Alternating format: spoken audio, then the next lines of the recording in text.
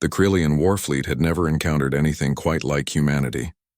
Commander Zexthor stood on the bridge of his flagship, his crystalline exoskeleton gleaming under the harsh violet lights, watching the tactical display with growing confusion. The human defensive line was holding, impossibly holding, despite casualties that should have broken any rational species hours ago. "Commander," his tactical officer chittered, mandibles clicking nervously. "The humans are leaking." Zexthor's eye stalks swiveled toward the screen. Battle footage from the surface showed human soldiers in their primitive armor, and yes, they were indeed leaking some kind of clear fluid from their faces.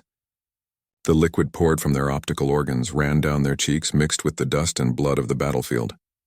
A biological weapon? Zexthor wondered aloud. Have they poisoned themselves?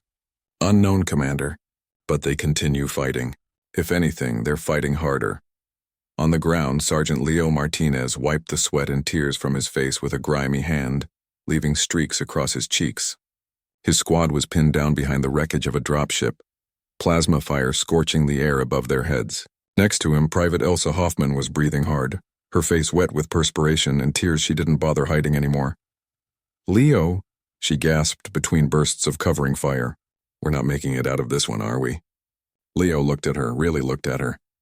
They'd been through basic together, survived the first contact wars together, shared ration packs in frozen trenches on Europa's surface. She deserved honesty. Probably not, he admitted, and felt his eyes burning. Not from fear, though that was there too, but from something else. Something uniquely human.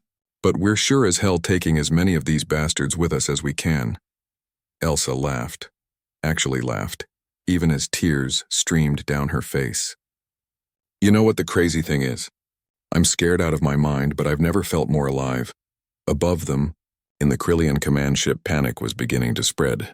"Commander, the leaking is accelerating among the human forces," the tactical officer reported.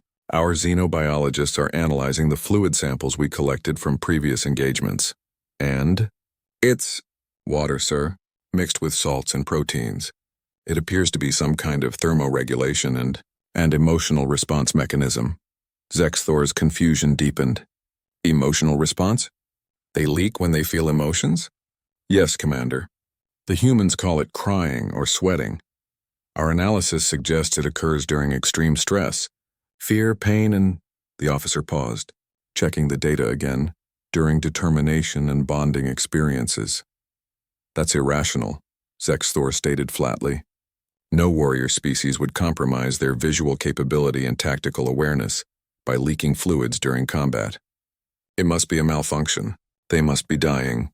That's what we thought, sir. But the humans who leak the most seem to fight the hardest. We've documented it across dozens of engagements.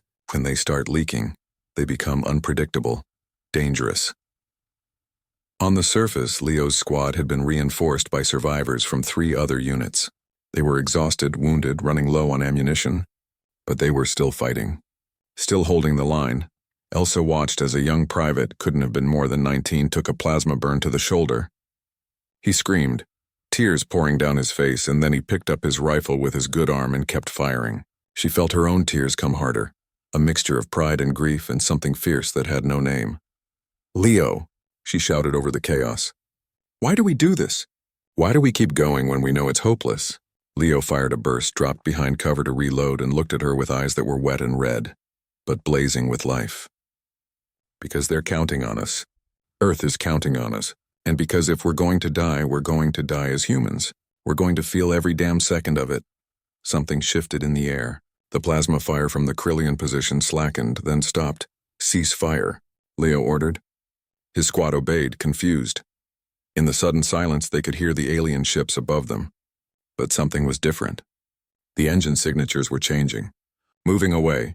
Aboard the flagship, Zexthor made his decision. "Pull back. Full retreat, Commander." His officer stared at him in disbelief. "You don't understand," Zexthor said quietly, still watching the footage of the leaking, crying, sweating humans who refused to break. "We Krillians fight because we're ordered to. Our calculations say we should win this battle. But these humans, they leak their life fluids onto the battlefield. They're literally coming apart, and they don't stop. They don't run. They cry while they fight us. He turned to his crew, and for the first time in his military career, he felt something like fear. What kind of species weaponizes their own vulnerability? What kind of warriors let themselves feel everything? Pain, fear, love, grief, and still charge forward. We can calculate tactics. We can predict strategies. But we cannot defeat a species that turns their weakness into strength, that bonds through their suffering. The tactical officer pulled up more data. Commander, we're seeing something else in the analysis. When humans leak these fluids in groups, their hormone levels synchronize. They're chemically bonding through their emotional responses. The leaking makes them stronger together.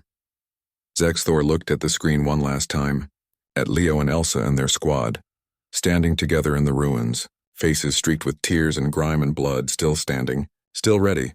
Set course away from Earth space, he ordered, and send a message to the Krillian Council.